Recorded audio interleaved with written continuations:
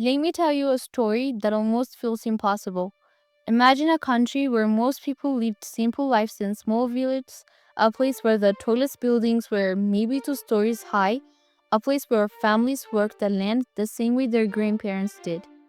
Now imagine that same country today: skyscrapers touching the cloud, trains moving faster than airplanes, massive tech cities, and a lifestyle changing every single year. That country is China. And today we're going to talk about something many people wonder. How did China change this fast? Not with complicated economics, not with boring theories, just a simple human story, you and me walking through one of the biggest transformations in modern history. For most of the 1900s, China was a different place. People woke up early, walked into the fields, and spent the day farming. Life was predictable, slow, and controlled. Cities were not modern. Factories were small and outdated, and opportunities were limited. If you were born poor, you probably stayed poor. Not because you weren't smart or hardworking, but because the system didn't give you much room to dream. But the Chinese people had something powerful, an unbreakable desire for a better future.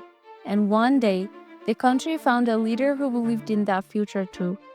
Deng Xiaoping, the man who changed everything. When Deng Xiaoping came to power, China was at a crossroad. He wasn't tall, he wasn't loud, he didn't make big speeches. But he had something far more important: clarity. He believed China needed a direction where people could work, build, and improve their own lives. And Deng had a simple rule: if it works, use it. He didn't care if the idea came from capitalism or socialism. He cared about results. He cared about people being able to fill their tables with food and their homes with hope.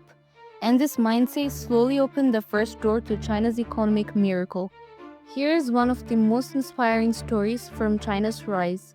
In a small village called Xiaogang, 18 farmers were struggling.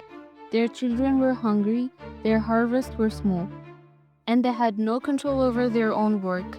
One winter night, they gathered in a tiny house. They closed the doors, they spoke quietly, and they signed an agreement. Instead of farming collectively, each family would take responsibility for their own piece of land. If they grew more than required, they could keep the extra. This was dangerous. They could have been punished, but they were desperate. And what happened next was unbelievable. Their harvest exploded. They grew more food in one year than in the previous 20. The government heard about this, and Deng Xiaoping didn't punish them. He used their idea to reform farming across the entire country. Millions of families felt hope for the first time in their lives. China's rise had officially begun. After fixing agriculture, Deng Xiaoping had another idea. Why don't we open our windows and let the fresh air in? That fresh air was foreign investment, foreign technology, and foreign companies. So China created special zones, little taste areas where business could build factories, hire workers, and experiment freely. One of those places was Shenzhen. Today, people call it China's Silicon Valley, but back then, it was nothing more than a village with dusty roads and fishing boats. But within a few years, cranes filled the skies, factories grew everywhere, and thousands of young people rushed in looking for work. Shenzhen didn't just grow, it exploded, and the rest of China watched closely. By the 1990s and early 2000s, something historic happened. Companies from all around the world came to China, not just for cheap labor, but because things got done fast. If a factory needed 500 workers, China could provide them overnight. If a company wanted a new production line, it could be built in weeks. And if a road was needed, well, China would just build it. The speed changed everything. Cities that once had bicycles everywhere now had new buildings rising every month. People who grew up farming were suddenly working production lines, earning salaries, and spending money home. China had officially become the place where the world built its products. And the money that flowed in, China didn't waste it. Here's something China did differently from many countries.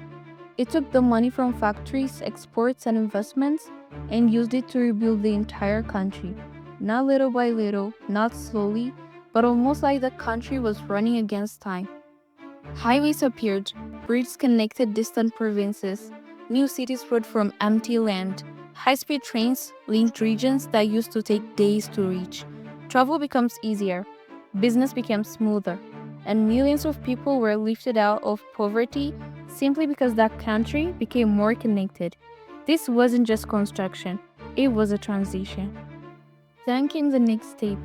China realized it didn't want to only make products for others. It wanted to create things the world had never seen. And suddenly, the country started pushing into a future that felt almost unreal. In many cities, people stopped using cash completely. Everyone paid with their phones, from big malls down to street food stalls. Electric cars began to fill the road. Trains traveled so fast they made airplanes look slow. Tiny delivery robots started appearing in restaurants and hotels, and young Chinese entrepreneurs began building companies that stood toe to toe with giants from the West. Before long, the world wasn't just asking, what does China produce? They were asking, what will China invent next? When you look at China's whole story, it becomes clear that China's rise wasn't magic. It was millions of people working hard, leaders willing to experiment, opportunities opening little by little, cities being connected, and a culture that believed tomorrow could be better than today. China wasn't lucky. China took risks. China built, China adapted, and it paid off. China still faces challenges, slower growth, global competition, a changing population. But if the past 40 years have shown anything, it is China knows how to move forward. It knows how to reinvent itself. And no matter what happens, it will always look for the next step. This story isn't over. China's transformation is still being written. So, how did China change so fast? Through courage, through experiments, through people who believed in a better life, and through a country that refused to stay where it was. From small farming villages to futuristic megacities, China's journey is one of the most incredible stories of modern times. And that is how it happened.